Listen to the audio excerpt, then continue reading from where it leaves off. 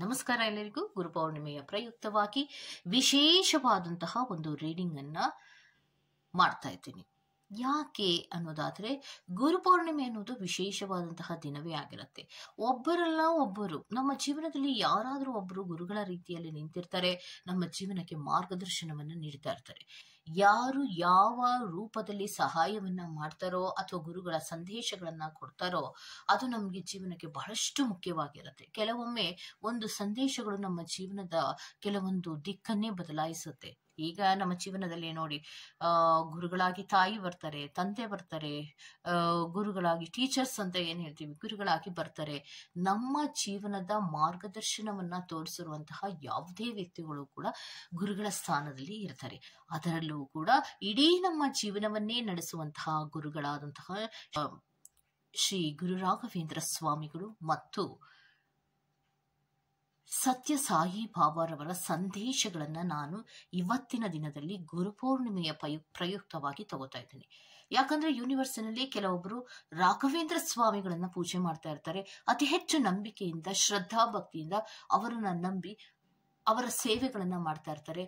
ಮತ್ತೆ ಅವರೆಲ್ಲ ಆಸೆಗಳನ್ನ ರಾಘವೇಂದ್ರ ಸ್ವಾಮಿಯ ಬಳಿಯಲ್ಲೇ ಇಟ್ಟು ತಮ್ಮೆಲ್ಲ ಬೇಡಿಕೆಗಳನ್ನ ಈಡೇರಿಸ್ಕೊಳ್ತಾ ಇರುವಂತಹ ವ್ಯಕ್ತಿಗಳು ಕೂಡ ಇರ್ತಾರೆ.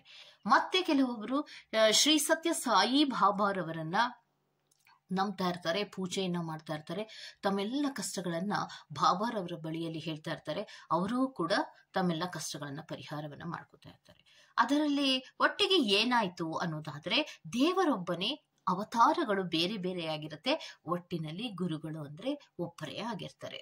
ಓಕೆ, ಸೊ ಅವತಾರಗಳ ಬೇರೆ ಬೇರೆಯಾದಂತಹ ರೂಪದಲ್ಲಿ ಪೂಜೆಯನ್ನ ಮಾಡ್ತಾ ಇರುವಂತಹ ನೀವುಗಳು ಯಾರ ಸಂದೇಶ, ಯಾವ ಗುರುವಿನ ಸಂದೇಶ ನಿಮಗೆ ಬೇಕು ಅನ್ಸುತ್ತೋ ಆ ಗುರುವಿನ ಸಂದೇಶವನ್ನ ನೀವು ಪಡ್ಕೋಬಹುದು. ಕೆಲವೊಮ್ಮೆ ಇಬ್ಬರನ್ನು ನಾವು ಪೂಜೆ ಮಾಡ್ತೀವಿ, ಇಬ್ಬರಲ್ಲಿಯೂ ನನಗೆ ನಂಬಿಕೆ ಇದೆ ಅಂದ್ರೆ ಇಬ್ಬರ ಸಂದೇಶಗಳನ್ನ ಕೂಡ ನೀವು ತಗೋಬಹುದಾಗಿರತ್ತೆ. ಅತಿ ಮುಖ್ಯವಾದಂತಹ ಸಂದೇಶಗಳನ್ನ ನಿಮ್ಮ ಜೀವನಕ್ಕೆ ಏನು ಕೊಡ್ತಾ ಇದ್ದಾರೆ ಅನ್ನೋದೇ ಕ್ಯೂರಿಯಾಸಿಟಿ. ನನಗೂ ಕೂಡ ಅದು ಒಂದು ದೊಡ್ಡ ಕ್ಯೂರಿಯಾಸಿಟಿಯಾಗಿ ಇರುವಂತಹದ್ದು. ಗುರುಪೌರ್ಣಿಮೆಯ ಪ್ರಯುಕ್ತವಾಗಿ ಯೂನಿವರ್ಸಿನಲ್ಲಿ ಯಾವ ಅವತಾರದ ರೂಪದಲ್ಲಿ ಯಾವ ಕೆಲವು ಅಮೂಲ್ಯವಾದ ಸಂದೇಶಗಳನ್ನ ಕೊಡಲು ಇಚ್ಛಿಸುತ್ತಿದ್ದಾರೆ ಅನ್ನೋದನ್ನ ನಾವು ನೋಡ್ತಾ ಹೋಗೋಣ. ಸೊ ನೋಡೋದಕ್ಕೆ ಮುಂಚಿತವಾಗಿ ಇದೆಲ್ಲವೂ ಕೂಡ ಇನ್ ಜನರಲ್ ಆಗಿರುವಂತಹ ರೀಡಿಂಗ್ ಆಗಿರುತ್ತೆ. ರೆಸೋನೇಟ್ ಆದ್ರೆ ಮಾತ್ರ ತಗೊಳ್ಳಿ. ಹಾಗೇನೆ ಸ್ಕ್ರೀನ್ ಮೇಲೆ ಕಾಣ್ತಾ ಇರುವಂತಹ ಒಂದು ನಂಬರ್, ಅದು ಪರ್ಸನಲ್ ರೀಡಿಂಗಿನ ನಂಬರ್ ಆಗಿರುತ್ತೆ. ಯಾರಿಗೆಲ್ಲ ಪರ್ಸನಲ್ ರೀಡಿಂಗಿನ ಅವಶ್ಯಕತೆ ಇದೆಯೋ ಅವರೆಲ್ಲರೂ ಕೂಡ ವಾಟ್ಸ್ಆಪ್ ಮೆಸೇಜ್ ಅನ್ನು ಮಾಡೋದ್ರ ಮೂಲಕ ಪೇ ಮಾಡಿ ನಿಮ್ಮ ರೀಡಿಂಗ್ಸ್ ಗಳನ್ನ ನೀವು ತಗೋಬಹುದಾಗಿರುತ್ತೆ. ಓಕೆ, ಸೊ ನಾನೀಗ ಆಲ್ರೆಡಿ ನಿಮ್ಗೆ ಆಪ್ಷನ್ಸ್ ಗಳನ್ನ ಕೊಟ್ಟಿದ್ದೀನಿ. ಅಂದ್ರೆ ಯಾವ ಗುರುಗಳನ್ನ ನೀವು ಪೂಜೆ ಮಾಡ್ತಿರೋ, ಅತಿ ಹೆಚ್ಚು ನಂಬುತ್ತೀರೋ, ಯಾವ ಅವತಾರದಲ್ಲಿರುವಂತಹ ಗುರುಗಳು ನಿಮ್ಗೆ ಆತ್ಮೀಯರಾಗ್ತಾರೋ ಅವರನ್ನ ಅಥವಾ ಅವರ ಸಂದೇಶಗಳನ್ನ ನೀವು ಪಡ್ಕೋಬೇಕಂದ್ರೆ ನಂಬರ್ಸ್ ಗಳನ್ನ ನಾನು ಕೊಟ್ಟಿದ್ದೇನೆ. Number 1, number 2. ಆಲ್ರೆಡಿ ನೀವು ಥಂಬ್ನೈಲ್ ಅಲ್ಲಿ ಗಮನಿಸಿರೋ ಪ್ರಕಾರವಾಗಿ ನೀವು ನೋಡೋದೇ ಆದ್ರೆ ಅಲ್ಲಿ ಆಯ್ಕೆಗಳು ಹೇಗಿರುತ್ತೆ, ಹೇಗೆ ಮಾಡ್ಕೋಬೇಕು ಅನ್ನೋದನ್ನ ಕೂಡ ನಾನು ಹೇಳಿರ್ತೀನಿ, ಅಲ್ಲಿ ಮೆನ್ಷನ್ ಮಾಡಿರ್ತೀನಿ. ಓಕೆ, ಸೊ ಆ ಒಂದು ಥಂಬ್ನೈಲ್ ಅನ್ನ ನೀವು ಕರೆಕ್ಟ್ ಆಗಿ ನೋಡಿದ್ರೆ ಖಂಡಿತವಾಗಿಯೂ ನಿಮ್ಗೆ ಆಪ್ಷನ್ಸ್ ಗಳಲ್ಲಿ ಯಾವುದೇ ರೀತಿಯ ಡೌಟ್ಗಳು ಬರೋದಿಲ್ಲ. ಹಾಗೇನೆ ಡಿಸ್ಕ್ರಿಪ್ಷನ್ ಬಾಕ್ಸ್ ನಲ್ಲಿ ಪ್ರತಿ ಫೈಲ್ ಟೈಮಿಂಗ್ಸ್ ಅನ್ನ ಕ್ಲಿಯರ್ ಆಗಿ ಮೆನ್ಷನ್ ಮಾಡಿರ್ತೀನಿ. ನೀವು ಯಾವ ಫೈಲ್ ಅನ್ನ ಸೆಲೆಕ್ಟ್ ಮಾಡ್ಕೊಂಡಿರ್ತೀರೋ ಆ ಫೈಲ್ ಟೈಮಿಂಗ್ಸ್ ಅನ್ನ ನೋಡಿ ಸ್ಕಿಪ್ ಆಗಿ ನಿಮ್ಮ ರೀಡಿಂಗ್ಸ್ ಗಳನ್ನ ನೀವು ತಗೋಬಹುದಾಗಿರುತ್ತೆ. ಓಕೆ, ನಾವು ಫಸ್ಟ್ ನೋಡ್ಬೇಕಾಗಿರೋದು ಗುರು ರಾಘವೇಂದ್ರ ಸ್ವಾಮಿಗಳು ನಿಮಗೆ ಯಾವ ಸಂದೇಶವನ್ನ ಕೊಡೋದಕ್ಕೆ ಬಯಸ್ತಾ ಇದ್ದಾರೆ ಅನ್ನೋದನ್ನ ನೋಡ್ತಾ ಹೋಗೋಣ. ಓಕೆ ಮಗು, ಇವತ್ತಿನ ದಿನದ ಸಂದೇಶವನ್ನ ಕೇಳಿಸ್ಕೊಳ್ಳೋದಕ್ಕೋಸ್ಕರ ನಾನು ನಂಬಿರುವಂತಹ ದೇವರು ಶ್ರೀ ಗುರು ರಾಘವೇಂದ್ರ ಸ್ವಾಮಿಗಳು ನನಗೆ ಯಾವ ಸಂದೇಶವನ್ನ ಕೊಡ್ತಾರೆ ಅನ್ನುವಂತಹ ಕಾತುರದಲ್ಲಿ ನೀನಿದ್ದೀಯಾ ಅಲ್ವಾ ಮಗು? ಆ ಸಂದೇಶಗಳನ್ನ ನೋಡು, ನಾ ಏನ್ ಹೇಳ್ತಾ ಇದ್ದೀನಿ. ಈ ಒಂದು ಪ್ರಪಂಚದಲ್ಲಿ ಪ್ರತಿ ಒಂದು ವಿಚಾರದಲ್ಲಿಯೂ ಕೂಡ ನೀನು ಕಲಿಕೆಯನ್ನ ಮಾಡಲೇಬೇಕಾಗತ್ತೆ. ಪ್ರತಿ ಒಂದು ಹೆಜ್ಜೆಯಲ್ಲಿಯೂ ಕೂಡ ನಿನಗೆ ಕಲಿಕೆ ಅನ್ನೋದು ಇದ್ದೇ ಇರುತ್ತೆ ಮಗು ಅನ್ನೋದನ್ನ ಹೇಳ್ತಾ ಇದ್ದಾರೆ. ಹುಟ್ಟಿನಿಂದ ಸಾಯೋವರೆಗೂ ಕೂಡ ಒಂದಲ್ಲ ಒಂದು ರೀತಿಯಲ್ಲಿ ನಿನಗೆ ಪಾಠಗಳು ಸಿಗ್ತಾ ಹೋಗುತ್ತೆ. ಒಂದು ಯೂನಿವರ್ಸ್ ಅಂದ್ರೆ, ಪ್ರಪಂಚವಂದ್ರೆ ಒಬ್ಬ ವ್ಯಕ್ತಿ ಈ ಭೂಮಿಯ ಮೇಲೆ ಬಂದಂತಹ ಪ್ರತಿ ಒಬ್ಬ ವ್ಯಕ್ತಿಯೂ ಕೂಡ ಒಂದೊಂದು ಹಂತದಲ್ಲಿ ಕಲಿಕೆಯನ್ನ ಮಾಡಲೇಬೇಕಾಗತ್ತೆ. ಆ ಕಲಿಕೆಯನ್ನ ಮಾಡ್ಕೋಬೇಕು. ಆ ಕಲಿಕೆಯನ್ನ ಮಾಡಬೇಕು ಅಂದ್ರೆ ಪ್ರತಿಯೊಬ್ಬರಲ್ಲಿಯೂ ಕೂಡ ಒಂದು ಕಲಿಬೇಕು ಅನ್ನುವಂತಹ ಒಂದು ಮನೋಭಾವವು ಇರಬೇಕು. ಅಂದ್ರೆ ನಾನು ಎಜುಕೇಶನ್ ಮಾಡಿದ್ದೇನೆ, ನಾನು ಓದ್ತಾ ಇದ್ದೇನೆ, ನಾನು ಫಸ್ಟ್ ರ್ಯಾಂಕ್ ಬರ್ತಾ ಇದ್ದೇನೆ, ನಾನು ಹಿಂದಿನಿಂದಲೂ ಫಸ್ಟ್ ಅಲ್ಲೇ ಬರ್ತಾ ಇರೋದು. ಕಲಿಕೆ ಅಂದ್ರೆ ನಾನು ಹೇಳ್ತಾ ಇರೋದು ಆ ಕಲಿಕೆ ಅಲ್ಲ, ಜೀವನದ ಕಲಿಕೆ. ಜೀವನದಲ್ಲಿ ಹಲವಾರು ಪಾಠಗಳನ್ನ ನಾನು ಹೇಳ್ತಾ ಹೋಗ್ತೀನಿ, ಹಲವಾರು ಪಾಠಗಳನ್ನ ನಿಮ್ಗೆ ಓದೋದಿಕ್ಕೆ ಕೊಡ್ತಾ ಹೋಗ್ತೀನಿ. ಆ ಪಾಠಗಳನ್ನ ನೀವು ಕಲಿಬೇಕು. ಆ ಕಲಿಬೇಕು ಅಂದ್ರೆ ನಿನ್ನಲ್ಲಿ ಒಂದು ಶ್ರದ್ಧೆ ಇರಬೇಕು. ನಾನು ಯಾವ ಪಾಠವನ್ನ ನಿನಗೋಸ್ಕರವಾಗಿ ಕೊಡ್ತಾ ಇದ್ದೇನೆ, ನಾನು ಯಾವ ಪರೀಕ್ಷೆಯನ್ನ ಪಾಠವಾಗಿ ನಿನಗೆ ಕೊಡ್ತಾ ಇದ್ದೇನೆ, ಅದನ್ನು ಶ್ರದ್ಧಾಭಕ್ತಿಯಿಂದ ನೋಡುವಂತಹ ಪ್ರಯತ್ನವನ್ನ ಮೊದಲು ಮಾಡು. ನೀನ್ ಮಾಡ್ಬೇಕಾಗಿರೋದು ಏನು ಅಂದ್ರೆ, ಒಂದು ಪರೀಕ್ಷೆಯನ್ನ ನಾನು ನಿನ್ನ ಜೀವನದಲ್ಲಿ ಕೊಟ್ಟಿದ್ದೇನೆ ಅಥವಾ ಯಾವುದೋ ಒಂದು ಲೆಸನ್ ಅನ್ನ, ಪಾಠವನ್ನ ನಿನಗೆ ಹೇಳೋದಿಕ್ಕೆ ಬಯಸ್ತಾ ಇದ್ದೇನೆ, ಕಲಿಸ್ತಾ ಇದ್ದೀನಿ ಅಂದ್ರೆ ನಿನ್ನಲ್ಲಿ ಒಂದು ಶ್ರದ್ಧಾಭಕ್ತಿ ಇರಬೇಕು. ಅದಕ್ಕೆ ಬದಲಾಗಿ ನೀನ್ ಮಾಡೋದು ಅಳ್ತ್ಯ, ನೋವನ್ನ ಪಡ್ತೀಯ, ಸಂಕಟವನ್ನ ಪಡ್ತೀಯ.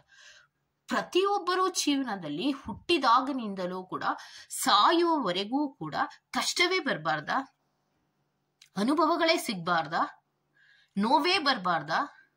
ಪ್ರತಿದಿನವೂ ನೀನು ಸಿಹಿಯನ್ನೇ ತಿಂತಾ ಇದ್ರೆ ನಿನಗೆ ಕಹಿಯ ಬೆಲೆ ಗೊತ್ತಾಗತ್ತಾ? ಜೀವನ ಅಂದ್ರೆ ಕಹಿ, ಸಿಹಿ, ಹುಳಿ, ಉಪ್ಪು, ಖಾರ. ಯಾಕೆ? ನೀನು ಪ್ರತಿದಿನವೂ ಕೂಡ ನಿನ್ನ ಜೀವನದಲ್ಲಿ ನಿನ್ನ ಊಟದ ವ್ಯವಸ್ಥೆಗಳಲ್ಲಿ ಬದಲಾವಣೆಗಳನ್ನ ಮಾಡ್ಕೋತೀಯ ಅಲ್ವಾ? ನನಗೆ ರುಚಿ ಇದೇ ತರಹವೇ ಬೇಕು, ಹೀಗೇ ಇರಬೇಕು, ಇದನ್ನೇ ತಿನ್ಬೇಕು, ಆಗ ನನ್ನ ಮನಸ್ಸಿಗೆ, ನನ್ನ ಹೊಟ್ಟೆಗೆ ಸಮಾಧಾನ ಆಗುತ್ತೆ ಅನ್ನುವಂತಹ ರೀತಿಯಲ್ಲಿ ನೀನು ಬದಲಾವಣೆಗಳನ್ನ ನಿನ್ನ ಊಟದಲ್ಲಿ ಪ್ರತಿನಿತ್ಯವೂ ನೀನು ಮಾಡ್ತಾ ಇದೀಯಾ ಅಂದ್ರೆ ನಿನ್ನ ಜೀವನಕ್ಕೊಂದು ಪಾಠಗಳಲ್ಲಿ ನಾನು ಬೇರೆ ಬೇರೆ ಪಾಠಗಳನ್ನ ಪರೀಕ್ಷೆಯ ರೂಪದಲ್ಲಿ ಕೊಡ್ತಾ ಹೋಗ್ತೀನಿ ಎಂದಾಗ ಅದನ್ಯಾಕೆ ನೀನು ಅಕ್ಸೆಪ್ಟ್ ಮಾಡೋದಿಲ್ಲ ಮಗು? ಜೀವನವೇ ಒಂದು ಪಾಠ ಅಲ್ಲವಾ? ಪ್ರತಿ ಒಂದು ಪಾಠಗಳನ್ನ ನಾನು ಕೊಡುವಾಗ ಅಥವಾ ಪರೀಕ್ಷೆಗಳನ್ನ ಇಡೋವಾಗ ಅಥವಾ ಪ್ರತಿ ಒಂದು ಲೆಸನ್ಸ್ ಗಳನ್ನ ನಿನ್ನ ಮುಂದೆ ಇಡೋವಾಗ ನಿನ್ನಲ್ಲಿ ಭಯ ಕಾಡುತ್ತೆ. ಯಾಕೆ? ನೀನು ಊಟ ಮಾಡುವಾಗ ನಿನ್ನಲ್ಲಿ ರುಚಿಯನ್ನ ಕೇಳುವಾಗ ಯಾವುದೇ ಭಯ ಇಲ್ಲದ ಹಾಗೆ ಉಪ್ಪು, ಹುಳಿ, ಖಾರ, ಸಿಹಿ ಎಲ್ಲವನ್ನ ಆಡ್ ಮಾಡ್ಕೊಳ್ಳುವಾಗ ಇಲ್ಲದ ಭಯ ನಿನ್ನ ಜೀವನದಲ್ಲಿ ಅದೇ ತರಹ ಉಪ್ಪು, ಹುಳಿ, ಖಾರ ಮತ್ತೆ ಸಿಹಿಯನ್ನ ಅಡ್ಯಾಪ್ಟ್ ಮಾಡ್ಕೊಳ್ಳುವಂತಹ ಮನೋಭಾವ, ಅಂದ್ರೆ ಆಕ್ಸೆಪ್ಟ್ ಮಾಡುವಂತಹ ಮನೋಭಾವ ಯಾಕಿಲ್ಲ?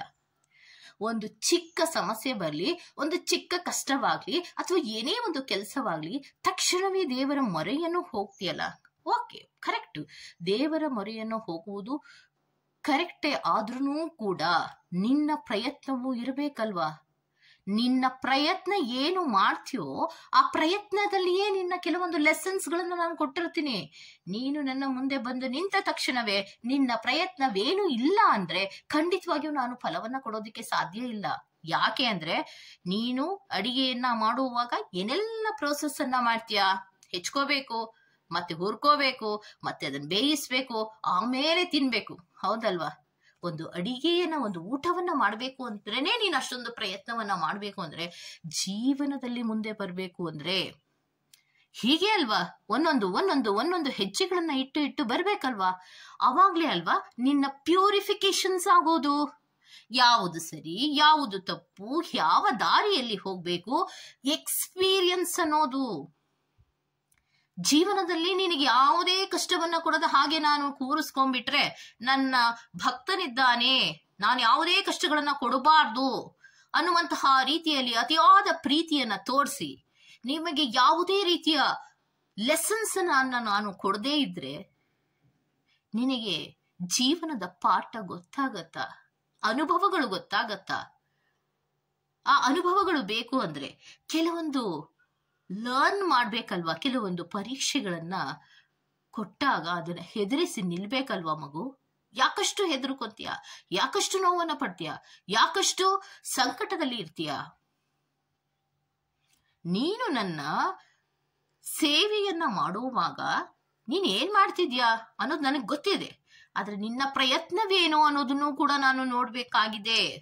ಪರೀಕ್ಷೆಯನ್ನ ಕೊಟ್ಟಿದ್ದು ನಾನೊಂದು ಪರೀಕ್ಷೆಯನ್ನ ಕೊಟ್ಟಿದ್ದೇನೆ ಅಂದ್ರೆ ಅದನ್ನ ನೀನು ಮನಃಪೂರ್ವಕವಾಗಿ ಅದನ್ನ ಸ್ವೀಕರಿಸಬೇಕು. ಮನಃಪೂರ್ವಕವಾಗಿ ಸ್ವೀಕರಿಸಿದ ತದನಂತರದಲ್ಲಿ ಅದನ್ನ ಹೇಗೆ ಸಾಲ್ವ್ ಮಾಡಬೇಕು ಅನ್ನುವಂತಹ ಒಂದು ಡಿಟರ್ಮಿನೇಷನ್ಸ್ ಅನ್ನ ನೀನು ಬೆಳೆಸ್ಕೋಬೇಕು. ಒಂದು ದೃಢವಾದ ಒಂದು ನಂಬಿಕೆ ನಿನ್ನಲ್ಲಿ ಇರಬೇಕು. ಆ ನಂಬಿಕೆ ಇದ್ದಾಗಲೇ ಯಾವಾಗ ನಿನ್ನ ಕಷ್ಟಗಳಿಗೆ ನೀನು ದಾರಿಯನ್ನ ಹುಡುಕುವಂತಹ ಪ್ರಯತ್ನವನ್ನ ಮಾಡ್ತಾ ಇರ್ತೀಯೋ ಅದರಲ್ಲಿ ಕೆಲವೊಮ್ಮೆ ಸೋಲಬಹುದು, ಕೆಲವೊಮ್ಮೆ ನಿನಗೆ ಅದರಲ್ಲಿ ಯಾವುದೇ ರೀತಿಯ ರಿಸಲ್ಟ್ ಸಿಗದೇ ಇರಬಹುದು. ಆದ್ರೆ ಯಾಕೆ ರಿಸಲ್ಟ್ ಸಿಗಲ್ಲ ಅನ್ನೋದನ್ನ ಕೂಡ ನೀನು ಯೋಚನೆ ಮಾಡಿದ್ರೆ ಮಾತ್ರವೇ ನಿನಗೆ ಕೆಲವೊಂದು ವಿಚಾರಗಳ ಅರಿವು ಆಗತ್ತೆ ಮಗು. ಆಗ ಮಾತ್ರವೇ ನೀನು ಏನನ್ನಾರು ಸಾಧಿಸೋದಿಕ್ಕೆ ಸಾಧ್ಯ ಆಗತ್ತೆ. ಇದಕ್ಕೊಂದು ಗುರುಗಳು ನಿಮ್ಗೆ ಎಕ್ಸಾಂಪಲ್ ಕೊಡೋದು ಏನು ಅಂದ್ರೆ, ನೀನು ವಿದ್ಯೆಯನ್ನ ಕಲಿಯೋದಿಕ್ಕೆ ಶುರು ಮಾಡ್ತೀಯಾ ಅಂತ ಇಟ್ಕೋ. ಆವಾಗ ನೀನು ತಪ್ಪಾಗಿ ಬರಿತಾ ಇರೋದಿಲ್ವಾ? ತಪ್ಪಾಗಿ ಬರಿತಾ ಇರ್ತೀಯ. ಆಮೇಲೆ ಅದನ್ನ ಸರಿ ಮಾಡಿ ತಿದ್ದಿ ಒಂದು ಆ ಅನ್ನುವಂತಹ ಅಕ್ಷರ ಅಥವಾ ಎ ಅನ್ನುವಂತಹ ಅಕ್ಷರವನ್ನ ಕಲಿಯೋದಿಕ್ಕೇನೆ ನೀನು ಅಷ್ಟೊಂದು ಸಮಯವನ್ನ ತಗೋತೀಯ, ಅಷ್ಟೊಂದು ಬಾರಿ ತಿದ್ದುತ್ತೀಯ, ಅಷ್ಟೊಂದು ಬಾರಿ ಅದನ್ನ ಪ್ರಾಕ್ಟೀಸ್ ಮಾಡ್ತೀಯ. ಅಂದ್ಮೇಲೆ ನಿನ್ನ ಜೀವನದ ಕೆಲವೊಂದು ಸನ್ನಿವೇಶಗಳನ್ನ, ಕಷ್ಟಗಳನ್ನ, ನೋವುಗಳನ್ನ ನೀನು ಹೇಗೆ ನಿಭಾಯಿಸಬೇಕು, ಹೇಗೆ ಆ ಕಷ್ಟಗಳಿಂದ ಆಚೆ ಬರಬೇಕು ಅನ್ನುವಂತಹ ಆಲೋಚನೆಯನ್ನ ಯಾಕೆ ಮಾಡಲ್ಲ? ಆಯ್ತು, ಒಮ್ಮೆ ಸೋಲ್ತ್ಯಾ, ಇನ್ನೊಮ್ಮೆ ಸೋಲ್ತ್ಯಾ, ಸೋಲ್ತಾನೆ ಇದೆಯಾ ಅಂದ್ರೆ ಆ ಒಂದು ಪ್ರಯತ್ನದಲ್ಲಿ ಏನೋ ಒಂದು ಸಮಸ್ಯೆ ಇದೆ ಅನ್ನುವಂತಹ ಆಲೋಚನೆಯನ್ನ ಯಾಕೆ ಮಾಡಲ್ಲ? ಅದನ್ನ ಮಾಡ್ಬೇಕಲ್ವಾ ಮಗು? ಯಾವುದೇ ಒಂದು ಕನಸುಗಳು ನನಸಾಗಬೇಕಂದ್ರೆ ಅದರ ಹಿಂದೆ ಒಂದು ಪ್ರಯತ್ನ ಇರಬೇಕು. ಅದರ ಪ್ರಯತ್ನ ಎಂತಹದ್ದು? ಅದರಲ್ಲಿ ಕರೆಕ್ಟ್ ಆದಂತಹ ಪ್ರಯತ್ನಗಳು ಅಥವಾ ದಾರಿಗಳನ್ನ ಮಾಡಿಕೊಂಡು ಮುಂದಕ್ಕೆ ಹೋದಾಗ ಪ್ಯೂರಿಫಿಕೇಶನ್ಸ್ ಅನ್ನೋದು ಆಗುತ್ತೆ. ಅಂದ್ರೆ ಎಲ್ಲೆಲ್ಲಿ ತಪ್ಪುಗಳಿದೆ, ಎಲ್ಲೆಲ್ಲಿ ಸರಿ ಮಾಡ್ಕೋಬೇಕಿತ್ತು, ಹೇಗೆ ಸರಿ ಮಾಡ್ಕೋಬೇಕಿತ್ತು ಅದೆಲ್ಲವೂ ಕೂಡ ಗೊತ್ತಾಗತ್ತೆ. ಆ ಎಲ್ಲವನ್ನ ಕೂಡ ಗುರುಗಳು ನಿನ್ನ ಜೀವನದಲ್ಲಿ ಇರ್ತಾರೆ. ಯಾರು ನಿನ್ನ ಜೀವನವನ್ನ ರೂಪಿಸುವಂತಹ ಹಾದಿಯಲ್ಲಿ ಸಹಾಯವನ್ನ ಮಾಡ್ತಾರೋ ಅವರೆಲ್ಲರೂ ಗುರುಗಳೇ. ಅವರ ಮುಂದೆ ಎದೆ ಉಬ್ಬಿಸಿ ನಿಲ್ಲೋದಲ್ಲ, ಪಾದ ಸೇವಕರಂತಿರ್ಬೇಕು, ಪಾದ ಸೇವೆಯನ್ನ ಮಾಡಬೇಕು. ಗುರುಗಳಿಗೆ ಯಾರು ಅವಮಾನವನ್ನ ಮಾಡ್ತಾರೋ ಆ ವ್ಯಕ್ತಿ ಯಾವತ್ತೂ ಕೂಡ ಮೇಲೆ ಹೋಗೋದಕ್ಕೆ ಸಾಧ್ಯ ಇಲ್ಲ. ಯಾವ ಗುರುಗಳು ನಮ್ಮ ಜೀವನದಲ್ಲಿ ಕೆಲವೊಂದು ದಾರಿಯನ್ನ ತೋರಿಸ್ತಾರೋ ಅವರು ದೀಪ ಇದ್ದ ಹಾಗೆ. ಅವರನ್ನ ಶ್ರದ್ಧಾ ಭಕ್ತಿಯಿಂದ ನಾವು ಗೌರವಿಸ್ಬೇಕು, ಅದರ ಕಡೆಗೆ ಗಮನವನ್ನ ಕೊಡು ಮಗು ಅನ್ನೋದನ್ನ ಹೇಳ್ತಿದ್ದಾರೆ. ನಿನ್ನ ಆಸೆಗಳು ಎಲ್ಲವೂ ನನಗೆ ಗೊತ್ತು. ನೀನು ನನ್ನ ಸನ್ನಿಧಿಗೆ ಬಂದು ಹೇಳಿದ್ರೂ ಗೊತ್ತು, ನೀನು ನನ್ನ ಸನ್ನಿಧಿಗೆ ಬಂದು ಹೇಳದಿದ್ರೂ ಕೂಡ ಗೊತ್ತು. ನೀನ್ ಎಲ್ಲೇ ಕೂತು ನನ್ನನ್ನು ನೆನಪಿಸ್ಕೊಂಡ್ರು ಕೂಡ ನಾನಲ್ಲಿ ಇರ್ತೀನಿ. ನಾನು ನಿನ್ನನ್ನು ನೋಡ್ತೀನಿ, ಖಂಡಿತವಾಗಿಯೂ ನೋಡ್ತೀನಿ. ನೀನ್ ಅನ್ಕೊಂಡಿದ್ಯಾ ಸನ್ನಿಧಿಗೆ ಬಂದು ಕೂತ್ರೇನೆ ಮಾತ್ರನೇ ದೇವ್ರು ನೋಡೋದು? ಇಲ್ಲ, ನಾನ್ ನೋಡ್ತಿದ್ದೀನಿ, ನಾನ್ ನೋಡ್ತಾ ಇದ್ದೀನಿ. ಆದ್ರೂ ಕೂಡ ನಾನು ಸೈಲೆಂಟ್ ಆಗಿದ್ದೀನಿ, ನಿಶಬ್ದವಾಗಿದ್ದೀನಿ. ಅಂದ್ರೆ ಅದರ ಅರ್ಥ ಏನು? ನೀನು ಕೆಲವೊಂದು ಕಲಿಕೆಗಳನ್ನ ಮಾಡ್ತಾ ಇದ್ಯಾ. ಆ ಕಲಿಕೆಗಳ ಹಂತದಲ್ಲಿ ನಾನು ಮಧ್ಯ ಪ್ರವೇಶಿಸೋದಿಕ್ಕೆ ಸಾಧ್ಯ ಇಲ್ಲ ಮಗು ಅನ್ನೋದನ್ನ ಹೇಳ್ತಾ ಇದ್ದಾರೆ. ನೀನ್ ಏನೋ ಒಂದನ್ನ ಮಾಡ್ತೀಯ ಅಂತ ಬರೀ ಬಾಯಿ ಮಾತಲ್ಲಿ ಹೇಳ್ತೀಯಲ್ವಾ, ಅದನ್ನ ಮಾಡಿ ತೋರಿಸ್ಬೇಕಲ್ವಾ. ಅದಕ್ಕೊಂದು ಪ್ರಯತ್ನವನ್ನೋದು ಇರ್ಬೇಕಲ್ವಾ. ಆ ಪ್ರಯತ್ನಗಳನ್ನ ಮಾಡು. ಏನನ್ನ ಮಾಡ್ತೀಯೋ ಅದನ್ನ ಅಬ್ಬರದಲ್ಲಿ ಮಾಡುವಂತಹ ಪ್ರಯತ್ನವನ್ನ ಮಾಡ್ಬೇಡ. ಬರೀ ಬಾಯಿ ಮಾತಲ್ಲಿ ಹೇಳಿ ಮುಗಿಸುವಂತಹ ಪ್ರಯತ್ನವನ್ನ ಮಾಡ್ಬೇಡ. ನೀನು ಏನನ್ನ ಮಾಡ್ತೀಯೋ ನಿಶಬ್ದವಾಗಿಯೇ ಮಾಡ್ಬೇಕು. ಮತ್ತೆ ನಿನ್ನ ಜೀವನದಲ್ಲಿ ನಿನಗೆ ಅತಿಯಾದ ನಂಬಿಕೆ ಇರಬೇಕು. ಮೊದಲು ಡಿಪೆಂಡಬಲ್ ಆಗುವುದನ್ನ ಬಿಟ್ಟು, ಯಾರೋ ನನಗೆ ಸಹಾಯವನ್ನ ಮಾಡ್ತಾರೆ ಅನ್ನೋದನ್ನ ಬಿಟ್ಟು, ನಿನ್ನ ಜೀವನವನ್ನ ನೀನೇ ರೂಪಿಸಿಕೊಳ್ಳುವಂತಹ ಹೆಜ್ಜೆಗಳನ್ನ ಮುಂದಕ್ಕೆ ಯಾವಾಗ ಇಡ್ತೀಯೋ ಅದು ನಿನ್ನ ಜೀವನದ ಮೊದಲ ಮತ್ತೆ ಬಿಗಿಯಾದ ಒಂದು ಹೆಜ್ಜೆಗಳಾಗಿರತ್ತೆ. ಇಡುವಂತಹ ಹೆಜ್ಜೆಗಳಲ್ಲಿ ಶಬ್ದ ಬೇಡ, ಕಾರ್ಯ ಬೇಕು. ಅಂದ್ರೆ ಯಾವುದೇ ಕೆಲಸಗಳನ್ನ ಮಾಡ್ತಾ ಇದ್ರು ಮಗು, ನೀನು ಅದರ ಬಗ್ಗೆ ಗಮನವನ್ನ ಕೊಡು. ಮತ್ತೆ ಹೆಚ್ಚು ಶಬ್ದಗಳು ಬೇಡ, ಕೂಗಾಡುವುದು ಬೇಡ, ಕಿರ್ಚಾಡೋದು ಬೇಡ. ನಿನ್ನ ಕೆಲಸ ಏನಿದೆಯೋ ಅದನ್ನ ಸೈಲೆಂಟ್ ಆಗಿಯೇ ಮಾಡು. ನಾನು ನಿನಗೆ ಏನು ಹೆಲ್ಪ್ ಅನ್ನ ಮಾಡ್ಬೇಕೋ ಅದನ್ನ ನಾನು ಮಾಡೇ ಮಾಡ್ತೀನಿ. ನೀನು ನನಗೆ ಏನು ರೆಸ್ಪೆಕ್ಟ್ ಅನ್ನ ಕೊಡ್ತೀಯೋ, ನೀನು ನನ್ನನ್ನು ಎಷ್ಟು ನಂಬುತ್ತೀಯೋ, ನೀನು ನನ್ನ ಭಕ್ತಿಯಿಂದ ಪೂಜಿಸ್ತೀಯೋ, ಅದೆಲ್ಲದಕ್ಕೂ ಪ್ರತಿಫಲ ಇರುತ್ತೆ. ಯಾವಾಗ ಒಳ್ಳೆಯ ದಾರಿಯಲ್ಲಿ ನೀನಿದ್ದಾಗ, ನಾನು ಹೇಳುವಂತಹ ಕೆಲವು ಪಾಠಗಳನ್ನ ನೀನು ಕಲಿತಾಗ, ಗುರು ರಾಘವೇಂದ್ರ ಸ್ವಾಮಿಗಳ ಬಳಿಯಲ್ಲಿ ಹೋದಂತಹ ಎಲ್ಲ ವ್ಯಕ್ತಿಗಳಿಗೂ ಕೂಡ ಅವರ ಎಲ್ಲ ಹರಕೆಗಳು ಕೂಡ ಈಡೇರಿಸಿರ್ತಾರೆ. ಆದ್ರೆ ಅದರ ಜೊತೆಗೆ ನಿಮ್ಮ ಪ್ರಯತ್ನಗಳು ಕೂಡ ಇರಬೇಕು ಅನ್ನೋದನ್ನ ಹೇಳ್ತಾರೆ. ಯಾಕೆ ಅಂದ್ರೆ ಜೀವನ ಒಂದು ಬಹಳ ದೊಡ್ಡದಾದಂತಹ ಕಲಿಕೆ. ಪ್ರತಿಯೊಂದು ಹಂತದಲ್ಲಿಯೂ ಕಲಿತಾ ಹೋಗ್ಬೇಕು. ಪ್ರತಿಯೊಂದು ಯಾವುದೇ ಒಂದು ಅಚೀವ್ ಅನ್ನ ಮಾಡ್ತೀವಿ ಅಂದ್ರೆ ಅದರ ಹಿಂದೆ ಪ್ರಯತ್ನ ಇರಬೇಕು. ಪ್ರಯತ್ನವೇ ಇಲ್ಲದೆ ಒಂದು ಗೋಲನ್ನು ಮುಟ್ಟಿರ್ತೀವಿ ಅಂದ್ರೆ ಆ ಗೋಲಿಗೆ ಒಂದು ರೆಸ್ಪೆಕ್ಟ್ ಅನ್ನ ಕೊಡುವಂತಹ ಗುಣ ನಿಮ್ಮಲ್ಲಿ ಬರೋದಕ್ಕೆ ಸಾಧ್ಯನೇ ಇಲ್ಲ. ನಾನು ಎಷ್ಟು ಪ್ರಯತ್ನವನ್ನ ಮಾಡಿದ್ದೆ, ಈ ಒಂದು ಹಂತಕ್ಕೆ ಬರುವಾಗ ನಾನು ಎಷ್ಟೆಲ್ಲ ಪ್ರಯತ್ನವನ್ನ ಮಾಡಿದ್ದೆ ಅನ್ನುವಂತಹ ರೀತಿಯ ಒಂದು ಹೆಮ್ಮೆ ನಿಮ್ಮಲ್ಲಿ ಉಟ್ಕೋಬೇಕು. ಆ ರೀತಿ ಇರಬೇಕು. ಫಾರ್ ಎಕ್ಸಾಂಪಲ್, ನೀವು ಯಾವುದೋ ಒಂದು ಗೋಲನ್ನ ಅಚೀವ್ ಮಾಡಿದಾಗ ಅದನ್ನ ಐಡೆಂಟಿಫೈ ಮಾಡಿ ನಿಮ್ಗೊಂದು ಸನ್ಮಾನವನ್ನ ಮಾಡ್ತಾ ಇದ್ರೆ ಆವಾಗ ನಿಮಗೆ ಬಹಳಷ್ಟು ಕಣ್ಣೀರು ಬರುತ್ತೆ. ಕಣ್ಣೀರು ಯಾಕೆ ಬರುತ್ತೆ ಅನ್ನೋದಾದ್ರೆ ಅದು ಆನಂದ ಬಾಷ್ಪವೋ ಅಥವಾ ನಾನು ಪಟ್ಟಂತಹ ಪ್ರಯತ್ನಕ್ಕೊಂದು ಪ್ರತಿಫಲವೋ, ಅದನ್ನ ನೀವೇ ಗಮನಿಸಿ. ಆನಂದ ಬಾಷ್ಪವೇ ಆಗಿರತ್ತೆ. ಯಾಕಂದ್ರೆ ಹಿಂದೆ ನೀವು ಪ್ರಯತ್ನಗಳನ್ನ ಮಾಡಿರ್ತೀರಾ, ಎಷ್ಟೆಲ್ಲ ಇಡುವುಗಳನ್ನ ಎಡವಿ ಮುಂದಕ್ಕೆ ಬಂದಿರ್ತೀರಾ. ಆಗ ಒಂದು ಗೋಲನ್ನ ಅಚೀವ್ ಮಾಡಿರ್ತೀರಾ. ನೀವು ಸಕ್ಸಸ್ಸಿನ ಹಂತಕ್ಕೆ ಹೋಗಿ ತಲುಪಿರ್ತೀರಾ, ಸಕ್ಸಸ್ ಕೂಡ ಆಗಿರ್ತೀರಾ. ಹಿಂದಿನ ಕೆಲವು ಹೆಜ್ಜೆಗಳನ್ನ ಯಾರು ನೆನಪಿಸ್ಕೊಳ್ಳೋದಕ್ಕೆ ಸಾಧ್ಯ ಅಂದ್ರೆ ಆ ವ್ಯಕ್ತಿ ಯಾರು ಕಷ್ಟಪಟ್ಟಿರ್ತಾರೋ ಆ ವ್ಯಕ್ತಿ ಮಾತ್ರವೇ ನೆನಪಿಸ್ಕೋತಾರೆ. ಸಾವಯವರೆಗೂ ಹೇಳ್ತಾ ಇರ್ತಾರೆ, ನಾನು ಈ ಹಂತಕ್ಕೆ ಬರ್ಬೇಕಂದ್ರೆ ಹಿಂದೆ ನಾನು ಬಹಳಷ್ಟು ಕಷ್ಟವನ್ನ ಪಟ್ಟಿದ್ದೆ. ಯಾವುದೋ ಕೂಡ ಅಷ್ಟೊಂದು ಈಸಿ ಅಲ್ಲ. ಸಕ್ಸಸ್ ಅನ್ನ ಮುಟ್ಟೋದಕ್ಕೆ, ಯಾವುದೋ ಒಂದು ಗುರಿಯನ್ನ ಮುಟ್ಟೋದಕ್ಕೆ ಅಷ್ಟೊಂದು ಈಸಿ ಅಲ್ಲ. ಆದ್ರೆ ದಾರಿಯಾಗಿ ನನಗೆ ಗುರು ರಾಘವೇಂದ್ರ ಸ್ವಾಮಿಗಳು ಇದ್ರು ಅಂತ ಹೇಳ್ತಾರೆ.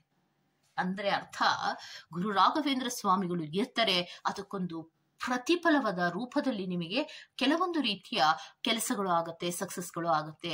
ಆದರೆ ನಿನ್ನ ಜೀವನದಲ್ಲಿ ಕಲಿಬೇಕಾಗಿರುವಂತಹ ಕೆಲವೊಂದು ಪಾಠಗಳನ್ನ, ಕೆಲವೊಂದು ಪರೀಕ್ಷೆಗಳನ್ನ, ಕೆಲವೊಂದು ಹೆಜ್ಜೆಗಳನ್ನ ನೀನು ಇಡಲೇಬೇಕು. ಸುಮ್ಮನೆ ಕೂತು ನಾನು ಭಜನೆಯನ್ನ ಮಾಡ್ತೀನಿ, ಭಕ್ತಿಯಿಂದ ಭಜನೆಯನ್ನ ಮಾಡ್ತೀನಿ ಅಂದ್ರೆ ಸ್ಪಿರಿಚುಯಾಲಿಟಿಯಲ್ಲಿ ಬೆಳಿಬಹುದು, ಓಕೆನಾ? ಆದ್ರೆ ಜೀವನಕ್ಕೆ ಬಂದಾಗ, ಭೂಲೋಕಕ್ಕೆ ಬಂದಾಗ ತನ್ನದೇ ಆದಂತಹ ಕೆಲವೊಂದು ಪಾಠಗಳಿರುತ್ತೆ, ಲೆಸನ್ಸ್ಗಳಿರುತ್ತೆ, ಒಂದು ರೀತಿಯ ಎಕ್ಸ್ಪೀರಿಯನ್ಸ್, ಅದ್ಭುತವಾದಂತಹ ಎಕ್ಸ್ಪೀರಿಯನ್ಸ್ ಅನ್ನೋದು ಸಿಗ್ತಾ ಹೋಗುತ್ತೆ. ಸೊ ನಾವೆಲ್ಲರೂ ಕೂಡ ಒಂದು ರೀತಿಯ ಪುಣ್ಯವಂತರೇ. ಯಾಕೆಂದ್ರೆ ಕಷ್ಟ ಬರುತ್ತೆ, ನೋವು ಬರುತ್ತೆ, ಸಂಕಟ ಆಗತ್ತೆ, ಅಳು ಬರುತ್ತೆ, ಮತ್ತೆಲ್ಲ ಒಂದು ರೀತಿಯ ಮಿಕ್ಸ್ಡ್ ಫೀಲಿಂಗ್ಸ್ ಅಲ್ಲಿ ನಾವು ಇರ್ತೀವಿ. ಈಗಿದ್ದಂತಹ ವ್ಯಕ್ತಿ ಮರುಕ್ಷಣದಲ್ಲಿ ಇಲ್ಲ ಅಂತ ಗೊತ್ತಿದ್ರೂ ಕೂಡ ಬದುಕನ್ನ ಹುಮ್ಮಸ್ಸಿನಿಂದ ತಗೊಂಡು ಹೋಗುವಂತಹ ಒಂದು ಗುಣ ಮನುಷ್ಯನಿಗೆ ಇದೆ. ಅಂದಮೇಲೆ ಯೂನಿವರ್ಸಿನಲ್ಲಿ ನಾವೆಲ್ಲ ಯಾರಿದ್ದೀವೋ ನಾವೆಲ್ಲರೂ ಕೂಡ ಕೆಲವೊಂದು ಲೆಸನ್ಸ್ ಅನ್ನ ಕಲಿಯೋದ್ರ ಮೂಲಕ ಒಳ್ಳೆಯ ದಾರಿಯಲ್ಲಿ ಹೋಗ್ತಾ ಇದ್ರೆ ನಿನ್ನ ಜೀವನದಲ್ಲಿ ಕೆಲವೊಂದು ಲೆಸನ್ಸ್ಗಳು ಬರ್ತಾ ಇರುತ್ತೆ. ಆ ಲೆಸನ್ಸ್ಗಳಿಗೆ ಒಂದು ದಾರಿಯೂ ಗೊತ್ತಾಗ್ತಾ ಇರುತ್ತೆ. ಈ ದಾರಿಯಲ್ಲಿ ಬಂದ್ರೆ ಕೆಲವೊಂದು ಅಚೀವ್ ಅನ್ನ ಮಾಡಬಹುದು, ಕೆಲವೊಂದು ಕಷ್ಟಪಟ್ಟು ಬಂದಂತಹ ವ್ಯಕ್ತಿಗಳು ಮುಂದಿನ ಪೀಳಿಗೆಗೆ ಈ ರೀತಿ ಮಾಡು ಅಂತ ಹೇಳುವಂತಹ ಕೆಲವೊಂದು ಗುರುಗಳಾಗಿ ಅವರೇ ರೂಪ ಆಗ್ತಾರಲ್ವಾ. ಸೊ ನೀನು ಕಷ್ಟಪಟ್ಟು ಮುಂದಕ್ಕೆ ಬಂದು ಕೆಲವೊಂದು ಲೈಫ್ ಲೆಸನ್ಸ್ ಅನ್ನ ಕಲಿತು ಮುಂದಕ್ಕೆ ಬಂದಿದ್ರೆ ನಿಂದ ಮುಂದಿನ ಪೀಳಿಗೆಗೆ ನೀನೇ ಒಂದಲ್ಲ ಒಂದು ರೀತಿಯಲ್ಲಿ ಗುರುಗಳಾಗ್ತೀಯ ಅಲ್ವಾ. ಯಾಕೆ ಮಗು? ಕಷ್ಟ ಬಂದಾಗ ಸಂಕಟವನ್ನ ಪಡಬೇಡ, ಅದು ಜೀವನದ ಕೆಲವೊಂದು ಅನುಭವಗಳು ಅನ್ನುವಂತಹ ರೀತಿಯಲ್ಲಿ, ಸಮಾಧಾನಕರವಾದಂತಹ ರೀತಿಯಲ್ಲಿ ನೀನು ಅದನ್ನ ಸ್ವೀಕರಿಸು. ನಾನು ಯಾವುದೇ ವಿಚಾರದಲ್ಲಿ ನಿನಗೆ ಒಂದು ಪರೀಕ್ಷೆಯನ್ನ ಕೊಡ್ತಾ ಇದ್ರು, ಅದು ನನಗೆ ಗೊತ್ತಿಲ್ಲದ ರೀತಿಯಲ್ಲಿ ನಿನಗೆ ಕೊಡ್ತಾ ಇರುವುದಿಲ್ಲ. ಅದೆಲ್ಲವೂ ನನಗೆ ಗೊತ್ತು. ಯಾವುದೋ ಒಂದು ಪಾಠ ಉಳ್ಕೊಂಡ್ಬಿಟ್ಟಿದೆ, ಅದೊಂದು ಪಾಠವನ್ನ ನೀನು ಕಲ್ತಿಲ್ಲ, ಇನ್ನೊಂದು ಪಾಠವನ್ನ ನೀನು ಕಲ್ತಿಲ್ಲ ಅಂತ ನಾನು ಒಂದೊಂದು ಪರೀಕ್ಷೆಯನ್ನ ಕೊಡ್ತೀನಿ. ಬೇಜಾರಾಗ್ಬೇಡ ಮಗು. ಪ್ರತಿ ಒಂದು ಹಂತದಲ್ಲಿಯೂ ಕೂಡ ನಿನ್ನನ್ನ ತಿದ್ದಿ ತೀಡಿ ನಿನ್ನನ್ನು ಬಹಳ ದೊಡ್ಡದಾದಂತಹ ವ್ಯಕ್ತಿಯನ್ನಾಗಿ ಮಾಡ್ತೀನಿ. ಅದರಲ್ಲಿ ನೀನು ನಂಬಿಕೆ ಇಡು. ಯಾವಾಗ ನೀನು ನನ್ನನ್ನು ಸಂಪೂರ್ಣವಾಗಿ ಪೂರ್ಣ ಪ್ರಮಾಣದಲ್ಲಿ ನೀನು ನಂಬ್ತೀಯೋ, ನೀನು ಎಷ್ಟು ನೀನು ರೆಸ್ಪೆಕ್ಟ್ ಅನ್ನ ಕೊಡ್ತೀಯೋ, ನಿನ್ನ ಜೀವನಕ್ಕೊಂದು ರೆಸ್ಪೆಕ್ಟ್ ಅನ್ನೋದು ಸಿಕ್ಕೇ ಸಿಗತ್ತೆ. ಯೋಚನೆಯನ್ನ ಮಾಡಬೇಡ ಅನ್ನೋದನ್ನ ಹೇಳ್ತಾ ಇದ್ದಾರೆ. ಓಕೆ, ಸೊ ಮೋಸ್ಟ್ ಪ್ರಾಬಬಲಿ ನೀವು ಕೆಲವೊಂದು ಕಷ್ಟಗಳು ನಿಮ್ಮ ಜೀವನದಲ್ಲಿ ಇರತ್ತೆ. ಕೆಲವೊಂದು ಆಸೆಗಳನ್ನ ಈಡೇರಿಸ್ಕೊಬೇಕು ಅಂತ ದೇವರಲ್ಲಿ ಪ್ರಾರ್ಥನೆಯನ್ನ ಮಾಡ್ತಿರ್ತೀರಾ.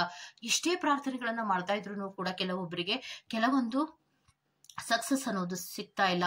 ಆ ಸಕ್ಸಸ್ಸಿನ ಹಾದಿಯನ್ನ ಹೋಗ್ಬೇಕು, ಆ ಸಕ್ಸಸ್ ನಿಮ್ಗೆ ಸಿಗ್ಬೇಕಂದ್ರೆ ದಾರಿಗಳ ಬದಲಾವಣೆಯನ್ನ ನೀವು ಮಾಡ್ಬೇಕಾಗತ್ತೆ. ಖಂಡಿತವಾಗಿಯೂ ನೀವು ಆ ಸಕ್ಸಸ್ ಅನ್ನ ಪಡ್ಕೊಳ್ಳೋದಕ್ಕೆ ಸಾಧ್ಯ ಇದೆ. ಯೋಚನೆಯನ್ನ ಮಾಡೋದಕ್ಕೆ ಹೋಗ್ಲೇಬೇಡಿ ಅನ್ನೋದನ್ನ ಹೇಳ್ತಾ ಇದ್ದಾರೆ. ಓಕೆ, ಸೊ ಇದಿಷ್ಟು ಗುರುಪೌರ್ಣಿಮೆಯ ಪ್ರಯುಕ್ತವಾಗಿ ಗುರು ರಾಘವೇಂದ್ರ ಸ್ವಾಮಿಗಳು ನಿಮ್ಗೆ ಕೊಡ್ತಾ ಇರುವಂತಹ ಸಂದೇಶಗಳು ಆಗಿರುತ್ತೆ. ಈ ತರಹದ ಸಂದೇಶಗಳು ನಿಮ್ಗೆ ಇಷ್ಟ ಆಗಿದೆ, ದಯವಿಟ್ಟು ಸಬ್ಸ್ಕ್ರೈಬ್ ಮಾಡಿ, ಪಕ್ಕದಲ್ಲೇ ಇರುವಂತಹ ಬೆಲ್ ಐಕಾನ್ ಅನ್ನ ಪ್ರೆಸ್ ಮಾಡಿ. ನಾನು ನಿಮ್ಮನ್ನ ಮತ್ತೊಂದು ರೀಡಿಂಗ್ ಗಳಲ್ಲಿ ಸಿಗ್ತೀನಿ ಅಂತ ಹೇಳ್ತಾ, ಅಲ್ಲಿವರೆಗೂ take care, bye. Go to the next file number 2. ಯಾರೆಲ್ಲ ಶ್ರೀ ಸತ್ಯ ಸಾಯಿ ಬಾಬಾರವರನ್ನ ಅತಿ ಹೆಚ್ಚು ನಂಬಿಕೆಯಿಂದ ಶ್ರದ್ಧಾ ಭಕ್ತಿಯಿಂದ ಪೂಜೆಯನ್ನ ಸಲ್ಲಿಸಿ ಅವರನ್ನ ನಂಬಿ ಮುಂದೆ ಹೋಗ್ತಾ ಇದ್ದೀರೋ, ಆತುರದಿಂದ ಕಾತುರದಿಂದ ಅವರು ಕೊಡುವಂತಹ ಸಂದೇಶ ನನಗೆ ಬೇಕು ಅನ್ನುವಂತಹ ರೀತಿಯಲ್ಲಿ ಕಾಯ್ತಾ ಇದ್ದೀರೋ, ಅವರೆಲ್ಲರಿಗೂ ಕೂಡ ಸಿಗ್ತಾ ಇರುವಂತಹ ಸಂದೇಶ ಏನು ಅನ್ನೋದನ್ನ ನೋಡ್ಬೇಡ. ಓಕೆ, ಶ್ರೀ ಸತ್ಯ ಸಾಯಿ ಬಾಬಾರವರು ಹೇಳ್ತಾ ಇರುವಂತಹ ಅಥವಾ ನಿಮಗೆ ಕೊಡ್ತಾ ಇರುವಂತಹ ಕೆಲವೊಂದು ಸಂದೇಶಗಳು ಏನು ಅನ್ನೋದಾದ್ರೆ, ನಿನ್ನ ಜೀವನದಲ್ಲಿ ಪ್ರತಿ ಒಂದು ಹಂತದಲ್ಲಿಯೂ ಕೂಡ ಗೈಡ್ ಅನ್ನ ಮಾಡ್ತೀನಿ. ನೀನು ಹೇಗೆ ಹೋಗ್ಬೇಕು, ಯಾವ ದಾರಿಯಲ್ಲಿ ಹೋಗ್ಬೇಕು ಅನ್ನೋದನ್ನ ಗೈಡ್ ಮಾಡ್ತಾ ಇರ್ತೀನಿ. ಅಂದ್ರೆ ಯಾವುದೋ ರೂಪದಲ್ಲಿ ನಿನಗೆ ಕೆಲವೊಂದು ದಾರಿಗಳು ನಿನ್ನ ಜೀವನಕ್ಕೆ ಖಂಡಿತವಾಗಿ ಸಿಗ್ತಾ ಇರುತ್ತೆ. ಅದನ್ನ ಕರೆಕ್ಟ್ ಆಗಿ ಅರ್ಥ ಮಾಡಿಕೊಂಡು ಅದನ್ನ ಅಕ್ಸೆಪ್ಟ್ ಮಾಡ್ಕೊಳ್ಳುವಂತಹ ಗುಣ ನಿನ್ನಲ್ಲಿ ಇರಬೇಕಪ್ಪ ಅನ್ನೋದನ್ನ ಹೇಳ್ತಾ ಇದ್ದಾರೆ. ಯಾಕೆ ಅನ್ನೋದಾದ್ರೆ, ಪ್ರತಿಯೊಬ್ಬರ ಜೀವನದಲ್ಲಿಯೂ ಕೂಡ ಯಾರು ಗೈಡೆನ್ಸ್ ಅನ್ನ ಮಾಡ್ತಾರೋ ಅಥವಾ ಯಾರು ಸರಿಯಾದ ದಾರಿಯಲ್ಲಿ ಹೋಗು ಅಂತ ಹೇಳ್ತಾ ಇರ್ತಾರೋ ಅದನ್ನ ಅಕ್ಸೆಪ್ಟ್ ಮಾಡ್ಕೊಂಡು ಮುಂದಕ್ಕೆ ಹೋದ್ರೆ ಯಾವುದೇ ಕಷ್ಟ ಇರೋದಿಲ್ಲ. ಗುರುಗಳು ಯಾವ ರೂಪದಲ್ಲಾದರೂ ಬರ್ಬಹುದಲ್ವಾ? ಯಾವ ರೂಪದಲ್ಲಿ ಗುರುಗಳು ಬರ್ತಾರೋ ಅದನ್ನ ಅಕ್ಸೆಪ್ಟ್ ಮಾಡ್ಕೊಳ್ಳುವಂತಹ ಗುಣ ನಿನ್ನಲ್ಲಿ ಇರಬೇಕು. ಈಗ ಒಂದು ಉದಾಹರಣೆಯನ್ನ ಕೊಡೋದಾದ್ರೆ, ನೀನು ಹೇಗೆ ಕೊಡುವಂತಹ ಗೈಡೆನ್ಸ್ ಗಳನ್ನ ಯಾವ ರೀತಿ ಫಾಲೋ ಮಾಡ್ಬೇಕಂದ್ರೆ, ಕೃಷ್ಣ ಕೊಡುವಂತಹ ಸಂದೇಶಗಳನ್ನ ಅರ್ಜುನ ಚಾಚೂ ತಪ್ಪದೆ ಹೇಗೆ ಅಕ್ಸೆಪ್ಟ್ ಅನ್ನ ಅಥವಾ ಸ್ವೀಕರಿಸ್ತಾ ಇದ್ರೋ ಕೆಲವೊಂದು ಸಂದೇಶಗಳನ್ನ, ಆ ರೀತಿ ಕೆಲವೊಂದು ಸಂದೇಶಗಳನ್ನ ಸ್ವೀಕರಿಸುವ ಗುಣ ನಿನ್ನಲ್ಲಿ ಇರಬೇಕು. ಅವ್ರೇನಾದ್ರೂ ತಿರ್ಕೊಂಡು ಮಾತಾಡ್ತಾ ಇದ್ರ, ಶ್ರೀಕೃಷ್ಣ ಪರಮಾತ್ಮನಿಗೆ ಅರ್ಜುನರವರು ಏನಾದ್ರೂ ತಿರ್ಕೊಂಡು ಮಾತಾಡಿರುವಂತಹ ಉದಾಹರಣೆ ಎಲ್ಲಾದ್ರೂ ಇದೆಯಾ? ಅವ್ರು ಏನ್ ಹೇಳ್ತಾ ಇದ್ರೋ ಅದನ್ನ ಚಾಚೂ ತಪ್ಪದೆ ಪಾಲಿಸುವಂತಹ ಗುಣ ಅರ್ಜುನನಲ್ಲಿ ಇತ್ತು.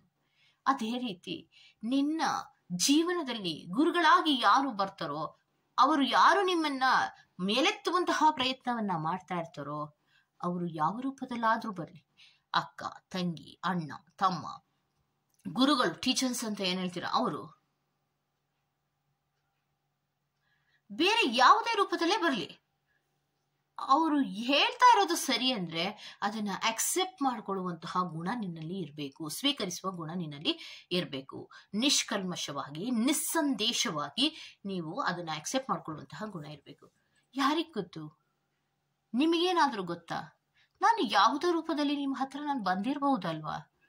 ಹಾಗಿದ್ರೆ ನೀವು ಯಾರು ನಿಮ್ಮನ್ನ ಸರಿದಾರಿಯಲ್ಲಿ ನಡೆಸ್ಕೊಂಡು ಹೋಗ್ತಾರೋ ಅವರನ್ನ ಅಥವಾ ಅವರ ಗೈಡೆನ್ಸ್ ಅನ್ನ ಪಡ್ಕೊಳ್ಳುವಂತಹ ಪ್ರಯತ್ನದಲ್ಲಿ ವಿಫಲರಾಗಬಾರ್ದು ಅಲ್ವಾ ಅನ್ನೋದನ್ನ ಹೇಳ್ತಾ ಇದ್ದಾರೆ. ನೆಕ್ಸ್ಟ್ ನಿಮ್ಗೆ ಕೊಡ್ತಾ ಇರೋದೇನಂದ್ರೆ, ಪ್ರತಿ ಹಂತದಲ್ಲಿಯೂ ನೀನು ತುಂಬಾ ಭಯವನ್ನ ಪಡ್ತೀಯಾ. ಯಾವುದೇ ಹೆಜ್ಜೆಗಳನ್ನ ಇಡೋದಕ್ಕೆ ಮುಂಚಿತವಾಗಿ ನಿನ್ನಲ್ಲಿ ಕಾಡುವಂತಹ ಮೊದಲು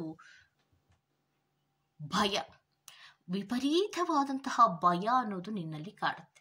ಯಾಕೆ ಕಾಡುತ್ತೆ? ಮಗು ಯಾವುದೋ ಒಂದು ಕೆಲಸವನ್ನ ಮಾಡ್ಬೇಕಾದ್ರೆ ನೀನು ಅಷ್ಟೊಂದು ಭಯ ಪಡ್ತೀಯಲ್ಲ, ಯಾಕೆ ಅಂದ್ರೆ ನಿನ್ನಲ್ಲಿ ಒಂದು ಸ್ಥಿರತೆ ಅನ್ನೋದು ಇರಲ್ಲ. ಮನಸ್ಸು ಸ್ಥಿರತೆ ಇರಲ್ಲ, ಮನಸ್ಸು ಸ್ಥಿಮಿತದಲ್ಲಿ ಇರೋದಿಲ್ಲ. ಡಿಸ್ಟರ್ಬ್ ಆಗ್ತಾ ಇರ್ತೀಯ.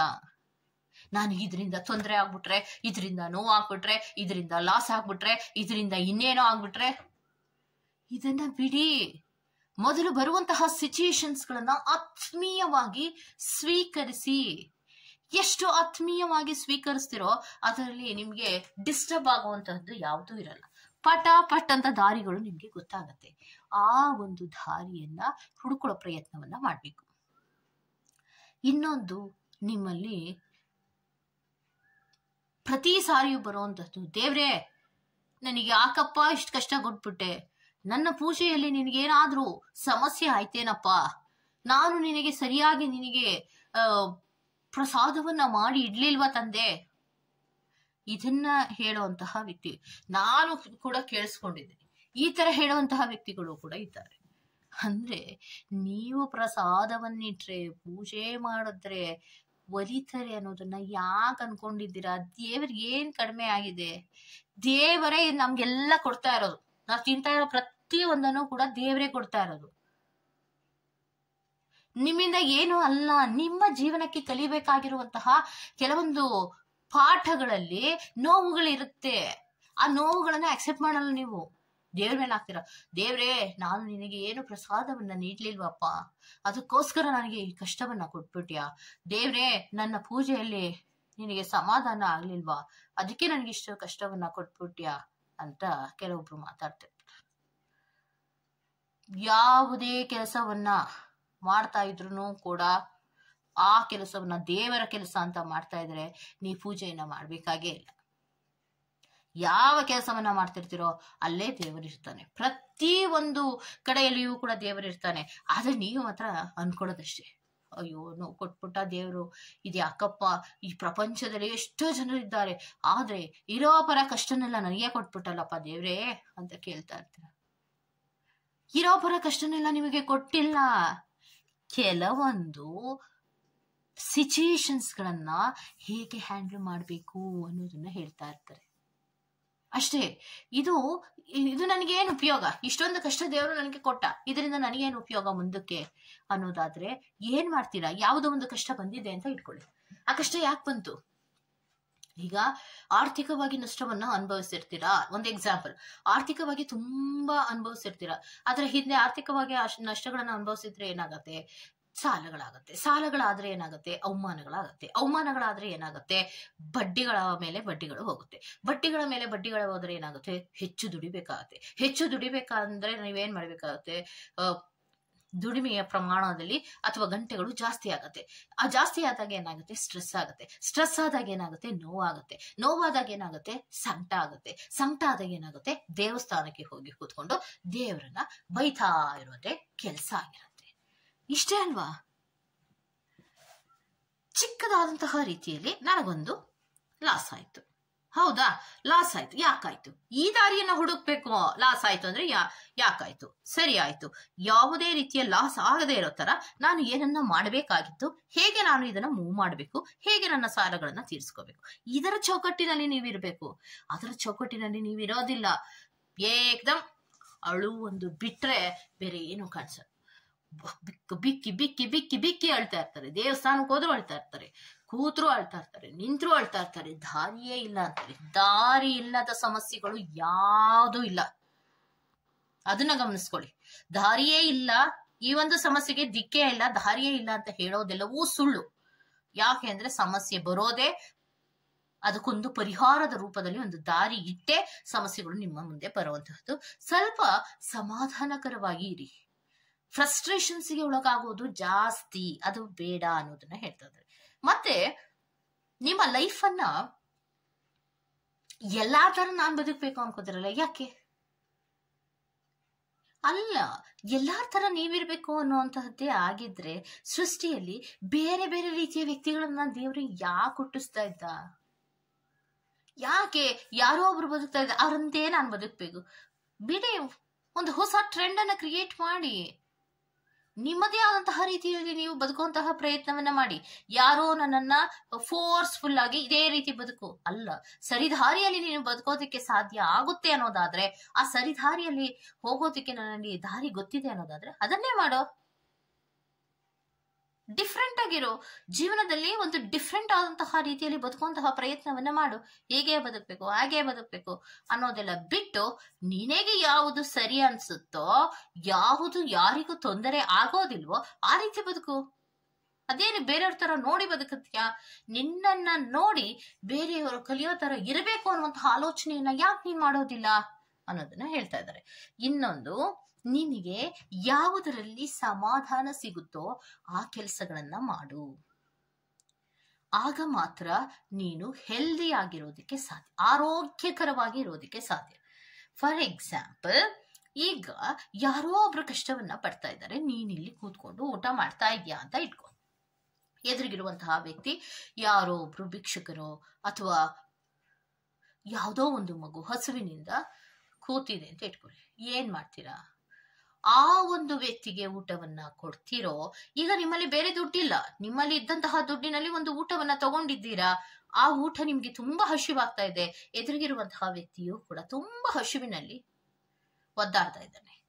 ಈಗ ನೀವು ಊಟ ಮಾಡ್ಲಿಲ್ಲ ಅಂದ್ರೂ ನಿಮ್ಗೂ ಸುಸ್ತಾಗತ್ತೆ, ಆ ವ್ಯಕ್ತಿ ಊಟ ಮಾಡ್ಲಿಲ್ಲ ಅಂದ್ರೂ ಆ ವ್ಯಕ್ತಿಗೂ ಸುಸ್ತಾಗತ್ತೆ. ಏನ್ ಯೋಚನೆ ಮಾಡ್ತೀರಾ? ನನ್ಗೆ ಯಾಕೆ ಬಿಡು, ಅವನ ಯಾರೋ ಹಸ್ಕೊಂಡಿದ್ದಾರೆ, ಅದ್ಯಾಕ್ ಬಿಡು, ನಾನ್ ಯಾಕೆ ಹೆಲ್ಪ್ ಮಾಡ್ಬೇಕು, ಸದ್ಯ ನನ್ನ ಹೊಟ್ಟೆ ತುಂಬಿಸ್ಕೊಂಡ್ರೆ ಸಾಕು ಅನ್ನುವಂತಹ ರೀತಿಯಲ್ಲಿ ಯೋಚನೆ ಮಾಡ್ತಿರೋ? ಅಥವಾ ಆ ವ್ಯಕ್ತಿಗೂ ಬೇಜಾರಾಗದೆ ಇರೋ ತರ, ನಿಮಗೂ ಕೂಡ ಬೇಜಾರಾಗದೆ ಇರೋ ತರ ಅದನ್ನ ಸಾಲ್ವ್ ಮಾಡ್ತೀರಾ? ಹೇಗ್ ಸಾಲ್ವ್ ಮಾಡ್ಬೋದು ಹೇಳಿ ನೀವೇ? ಅದನ್ನ ಒಂದೇ ಒಂದು ಊಟ ಇಬ್ಬರು ವ್ಯಕ್ತಿಗಳು ತಿನ್ಬೇಕು, ಆ ವ್ಯಕ್ತಿ ನಿಮ್ಮ ಎದುರುಗಡೆ ತುಂಬಾ ಹಸಿವು ಅಂತ ಹೇಳ್ತಾ ಇದ್ದಾರೆ, ನಿಮಗೂ ಕೂಡ ತುಂಬಾ ಹಸಿವು, ಬೇರೊಂದು ಊಟವನ್ನ ತಗೊಳ್ಳೋದಿಕ್ಕೆ ನಿಮ್ಮಲ್ಲಿ ದುಡ್ಡಿಲ್ಲ, ಅದನ್ನ ಹೇಗ್ ಸಾಲ್ವ್ ಮಾಡ್ತೀರಾ? ನಾವ್ ಫುಲ್ ಊಟನೇ ಕೊಟ್ಬಿಟ್ಟು ನಾನು ಹಸ್ಕೋತೀನಿ, ಸೊ ವೆರಿ ಗುಡ್, ಆತರ ಮಾಡ್ತೀರಾ. ಆದ್ರೆ ಹಸ್ಕೊಳ್ಳೋದಕ್ಕೆ ನಿಮ್ ಕೈಲೂ ಕೂಡ ಶಕ್ತಿ ಇಲ್ಲ, ಏನ್ ಮಾಡ್ತೀರಾ? ಅದನ್ನ ಏನ್ ಮಾಡಬಹುದು ಅಂತ ಹೇಳೋಣ, ನೋಡೋಣ. ಸೊ ಒಂದು ಊಟ ಇದೆ, ನಿಮಗೂ ತುಂಬಾ ಹಸಿವಾಗ್ತಾ ಇದೆ, ಎದುರಿಗಿರುವಂತಹ ವ್ಯಕ್ತಿಗೂ ಹಸಿವಾಗ್ತಾ ಇದೆ. ಸೊ ಏನನ್ನ ಮಾಡಬಹುದು ಅಂದ್ರೆ, ಇಬ್ಬರಿಗೂ ಕೂಡ ಸ್ವಲ್ಪ ಮಟ್ಟಿಗಾದರೂ ಹಸಿವನ್ನ ಹಿಂಗಿಸ್ಕೋಬಹುದಾ ಅನ್ನೋದನ್ನ ನಾವು ಯೋಚನೆ ಮಾಡ್ಬೇಕು. ಆ ಸಿಚುಯೇಷನ್ ಅಲ್ಲಿ ಸ್ವಲ್ಪ ಮಟ್ಟಿಗಾದ್ರೂ ಹಸಿವನ್ನ ಹಿಂಗಿಸ್ಕೋಬಹುದಾ? ಎಷ್ಟೊತ್ತು ಮಟ್ಟಿಗೆ? ಒಂದು 3-4 ಗಂಟೆಗಳವರೆಗೂ ನಾವು ಹಸಿವನ್ನ ಹಿಂಗಿಸ್ಕೊಳ್ಳೋದಕ್ಕೆ ಸಾಧ್ಯ ಇದೆಯಾ ಅನ್ನೋದನ್ನ ಯೋಚನೆ ಮಾಡ್ಬೇಕು, ಹೌದಾ? ಹಂಗೆ ನಾವು ಯೋಚನೆ ಮಾಡಿದ್ರೆ ಆ ಊಟವನ್ನ ಸಮಪಾಲಾಗಿ ಮಾಡಿ, ಅರ್ಧವನ್ನ ನೀವು ತಿಂತೀರಾ, ಅರ್ಧವನ್ನ ಆ ವ್ಯಕ್ತಿಗೆ ಕೊಡ್ತೀರಾ, ಆ ವ್ಯಕ್ತಿಗೂ ಸ್ವಲ್ಪ ಸುಸ್ತಿನಿಂದ ಹೊರಬರಲು ಸಾಧ್ಯ ಆಗತ್ತೆ, ನೀವು ಕೂಡ ಸುಸ್ತಿನಿಂದ ಹೊರಬರಲು ಸಾಧ್ಯ ಆಗತ್ತೆ. ಇದಲ್ವಾ ಸಿಚುಯೇಷನ್ ಗಳನ್ನ ಹ್ಯಾಂಡಲ್ ಮಾಡೋದು ಅಂದ್ರೆ? ಆ ವ್ಯಕ್ತಿಗೂ ಹೊಟ್ಟೆ ತುಂಬಲಿಲ್ಲ, ನನಗೂ ಹೊಟ್ಟೆ ತುಂಬಲಿಲ್ಲ, ಯಾರಾದ್ರೂ ಹೊಟ್ಟೆ ತುಂಬ ಬಿರಿಯಾನಿ ತಿಂದು ಬಿಡ್ಬೇಕು ಅನ್ನೋದು ಅದು ಸ್ವಾರ್ಥತೆ ಆಗತ್ತೆ. ಸದ್ಯ ತಲೆ ಸುತ್ತಿ ಬೀಳೋದನ್ನ ನಿಲ್ಲಿಸ್ಬೇಕು ಅಂದ್ರೆ ಇರುವಂತಹ ಒಂದು ಊಟವನ್ನ ಅರ್ಧ ಭಾಗ ಕೊಟ್ಟು ಅರ್ಧ ಭಾಗ ತಿನ್ನೋಣ, ನಾನು ಮನೆಗೆ ಹೋದ್ಮೇಲೆ ನಾನು ತಿನ್ಬಹುದಲ್ವಾ ಅನ್ನುವಂತಹ ಆಲೋಚನೆಗಳನ್ನ ಮಾಡ್ಬೇಕು. ಅದರಲ್ಲಿ ನಿಮಗೆ ಸಮಾಧಾನ ಸಿಗುವಂತದ್ದು. ಆ ವ್ಯಕ್ತಿ ನಿರ್ಗತಿಕ ವ್ಯಕ್ತಿ ಊಟವನ್ನ ಮಾಡ್ತಾ ಇದ್ರೆ, ಪ್ರಾಣಿ ಇರ್ಬೋದು, ಪಕ್ಷಿ ಇರ್ಬೋದು, ವ್ಯಕ್ತಿ ಇರ್ಬೋದು, ಆ ಊಟವನ್ನ ಮಾಡ್ತಾ ಇದ್ರೆ ಅದರಲ್ಲಿ ಆಗುವಂತಹ ಸಮಾಧಾನವೇ ಬೇರೆ. ಹೊಟ್ಟೆ ತುಂಬಿದವರಿಗೆ ಊಟವನ್ನ ಹಾಕ್ಬಾರ್ದು, ಬೋಳ್ ತಲೆಗೆ ಎಣ್ಣೆಯನ್ನ ಮೆತ್ತಬಾರ್ದು, ಹೌದಾ? ಏನ್ ಉಪಯೋಗ? ಬೋಳ್ ತಲೆಗೆ ಎಣ್ಣೆಯನ್ನ ಮೆತ್ತಿದ್ರೆ ಬಟ್ಟೆ ತಗೊಂಡು ಒರೆಸ್ಕೊತಾ ಇರ್ತಾರೆ, ಎಣ್ಣೆ ಎಲ್ಲವೂ ವೇಸ್ಟ್. ಹೊಟ್ಟೆ ತುಂಬಿದವರಿಗೆ ನೀವು ಊಟವನ್ನ ಹಾಕಿದ್ರೆ ಅವರಿಗೆ ರುಚಿಯೂ ಗೊತ್ತಾಗಲ್ಲ, ಅನ್ನದ ಬೆಲೆಯೂ ಗೊತ್ತಾಗಲ್ಲ. ಸೊ ಅದೇ ಹೊಟ್ಟೆ ಹಸಿದವರಿಗೆ ಊಟವನ್ನ ಕೊಡುವುದರ ಮೂಲಕ, ಇದು ನಾನು ಒಂದು ಎಕ್ಸಾಂಪಲ್ ಅನ್ನ ಕೊಟ್ಟಿರ್ತೀನಿ ಮಗು, ನೀನು ಯಾವ್ದು ಸರಿ ಅನ್ಸುತ್ತೋ ನಿನ್ನ ಜೀವನದಲ್ಲಿ, ಯಾವ ಕೆಲಸವನ್ನ ಮಾಡಿದ್ರೆ ಸಮಾಧಾನ ಆಗುತ್ತೋ ಅದನ್ನ ಮಾಡಿ ಸಮಾಧಾನವಾಗಿ ಇರುವಂತಹ ಪ್ರಯತ್ನವನ್ನ ಮಾಡು. ನಿನ್ನ ಜೀವನದಲ್ಲಿ ನಿನ್ನ ಅಕ್ಕಪಕ್ಕ ಇರುವಂತಹ ವ್ಯಕ್ತಿಗಳು ಯಾರೂ ಕೂಡ ಸರಿ ಇಲ್ಲ ಅನ್ನೋದಾದ್ರೆ, ಹೊಸ ಹೊಸ ವ್ಯಕ್ತಿಗಳನ್ನ, ನಿನ್ನನ್ನ ಅತಿ ಹೆಚ್ಚು ಪ್ರೀತಿಸುವಂತಹ ಮತ್ತೆ ಪ್ರಾಮಾಣಿಕವಂತಹ ವ್ಯಕ್ತಿಗಳನ್ನ ನಾನು ನಿನ್ನ ಜೀವನಕ್ಕೆ ತಂದು ಬಿಡ್ತೇನೆ. ಆದ್ರೆ ನಂಬಿಕೆ ಇಟ್ಕೋ, ಜೀವನದಲ್ಲಿ ಹತಾಶೆಯಿಂದ, ನೋವಿನಿಂದ, ಭಯದಿಂದ ಇರೋದ್ರಿಂದ ಏನು ಸಾಧ್ಯ ಇಲ್ಲ. ನಿನ್ನ ಜೀವನದಲ್ಲಿ ಎಲ್ಲರೂ ನನ್ನನ್ನು ಆಡ್ಕೊಂಡು ನಗ್ತಾರೆ, ನಾನೇನು ಸಾಧನೆ ಮಾಡಕ್ ಆಗ್ಲಿಲ್ಲ, ನನ್ನ ಯಾಕಪ್ಪ ಹುಟ್ಟಿಸ್ದೆ ದೇವ್ರೆ ಅನ್ನೋದಕ್ಕಿಂತ ನಾನೇನ ಏನನ್ನಾದ್ರೂ ಮಾಡ್ತೀನಿ, ನಾನೇನಾದ್ರೂ ಮಾಡ್ತೀನಿ ಅಂತ ತಾನೇ ನೀನು ನನ್ನನ್ನು ಹುಟ್ಟಿಸಿದ್ಯಾ ದೇವ್ರೆ. ಸ್ವಲ್ಪ ಮಟ್ಟಿಗಾದ್ರೂ, ಒಂದು ಪ್ರಾಣಿಗಾದ್ರೂ, ಒಂದು ಪಕ್ಷಿಗಾದ್ರೂ, ಅಥವಾ ನನ್ನ ಜೀವನ ಬೇರೆ ಯಾರಿಗೂ ತೊಂದರೆ ಆಗದ ರೀತಿ ನಡ್ಕೊಂಡ್ರೇನೆ ಅದು ಒಂದು ಜೀವನದ ಸಾರ್ಥಕತೆ ಅಲ್ವಾ ಅನ್ನೋದನ್ನ ಆಲೋಚನೆಗಳನ್ನ ಮಾಡಿಕೊಂಡು ಮುಂದೆ ಮುಂದೆ ಹೋಗ್ತಾ ಇದ್ರೆ ಒಂದೊಂದೇ ಹೆಜ್ಜೆಗಳನ್ನ ನೀವು ದಾಟ್ತೀರಾ. ಆಗ ನಿಮ್ಮ ಜೀವನದಲ್ಲಿ ಒಂದು ರೀತಿಯ ಸಮಾಧಾನ ಅನ್ನೋದು ಸಿಗತ್ತೆ. ನಿಮಗೆ ಬೇಕಾಗಿರೋದು ಶಾಂತಿ, ಸಮಾಧಾನ, ನೆಮ್ಮದಿ ಅಲ್ವಾ? ಇದೆಲ್ಲವನ್ನ ನಾನು ಕೊಡ್ತೀನಿ. ನೀನು ಸ್ವಲ್ಪ ಡಿಫ್ರೆಂಟ್ ಆದಂತಹ ರೀತಿಯಲ್ಲಿ ಆಲೋಚನೆಯನ್ನ ಮಾಡು.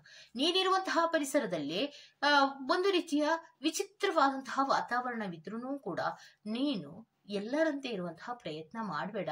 ನಿನ್ನ ಮನಸ್ಸಿಗೆ ಸಮಾಧಾನ ಯಾವುದಾಗುತ್ತೋ ಅದನ್ನ ಮಾಡೋದ್ರ ಮೂಲಕ ಜೀವನದಲ್ಲಿ ನೆಮ್ಮದಿಯನ್ನ ಕಾಣ್ಕೋ. ಯಾವುದಕ್ಕೂ ಭಯ ಪಡಬೇಡ. ನಾನು ನಿನ್ನ ಜೀವನದಲ್ಲಿ ಒಳ್ಳೆಯ ವ್ಯಕ್ತಿಗಳು, ನಿನ್ನನ್ನ ಪ್ರಾಮಾಣಿಕವಾಗಿ ಪ್ರೀತಿಸುವಂತಹ ವ್ಯಕ್ತಿಗಳನ್ನ ತಂದು ಬಿಡ್ತೀನಿ. ಆಗ ನಿನಗೆ ಸಮಾಧಾನ ಅನ್ನೋದು ಸಿಗುತ್ತೆ, ಸಂತೋಷವೂ ಆಗತ್ತೆ. ಫಾರ್ ಎಕ್ಸಾಂಪಲ್ ನೋಡಿ, ತಂದೆ ತಾಯಿ ಯಾರು ಇರಲ್ಲ, ಆದ್ರೆ ಅವರ ಜೀವನದಲ್ಲಿ ಸ್ನೇಹಿತರು ಅನ್ನೋದು ಪ್ರಾಣಕ್ಕೆ ಪ್ರಾಣವನ್ನ ಕೊಡುವಂತಹ ಸ್ನೇಹಿತರು ಇರ್ತಾರೆ. ಇದನ್ನೇ ಅಲ್ವಾ ನಾವು ಹೇಳೋದು, ಜೀವನದಲ್ಲಿ ನಮ್ಮನ್ನ ಇಷ್ಟಪಡುವಂತಹ ವ್ಯಕ್ತಿಗಳನ್ನ ದೇವರೇ ತಂದು ಬಿಡ್ತಾ ಇದ್ದಾರೆ ಅಂದ್ರೆ ಅದಕ್ಕಿಂತಲೂ ಮಿಗಿಲಾದದ್ದು ಏನೂ ಇರೋದಿಲ್ಲ. ಸೊ ನೋವನ್ನ ಪಡುವುದನ್ನ ಬಿಟ್ಟು, ಸಂಕಟ ಪಡುವುದನ್ನ ಬಿಟ್ಟು ಜೀವನದಲ್ಲಿ ಸಮಾಧಾನವಾಗಿ ಇರಿ. ಯಾಕಂದ್ರೆ ಜೀವನ ಅನ್ನೋದು ಒಂದು ನೀರ ಮೇಲಿನ ಗುಳ್ಳೆ ತರ, ಯಾವಾಗ ಕರಿತಾನೋ ದೇವ್ರು ನಾವು ಆವಾಗ ಹೋಗ್ತಾ ಇರ್ಬೇಕು. ಆ ಹೋಗುವಂತಹ ಸಮಯ ಬಂದಾಗ ಹೋಗೋಣ.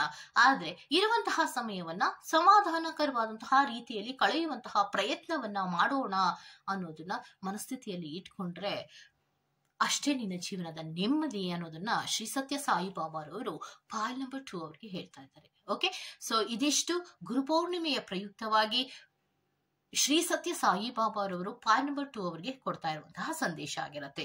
ಈ ತರಹದ ಸಂದೇಶಗಳು ನಿಮ್ಗೆ ಇಷ್ಟ ಆಗಿದೆ ದಯವಿಟ್ಟು ಸಬ್ಸ್ಕ್ರೈಬ್ ಮಾಡಿ, ಪಕ್ಕದಲ್ಲೇ ಇರುವಂತಹ ಬೆಲ್ ಐಕಾನ್ ಅನ್ನ ಪ್ರೆಸ್ ಮಾಡಿ. ನಾನು ನಿಮ್ಮನ್ನ ಮತ್ತೊಂದು ರೀಡಿಂಗ್ ಗಳಲ್ಲಿ ಸಿಗ್ತೀನಿ ಅಂತ ಹೇಳ್ತಾ ಇರಬೇಕು. Take care, by.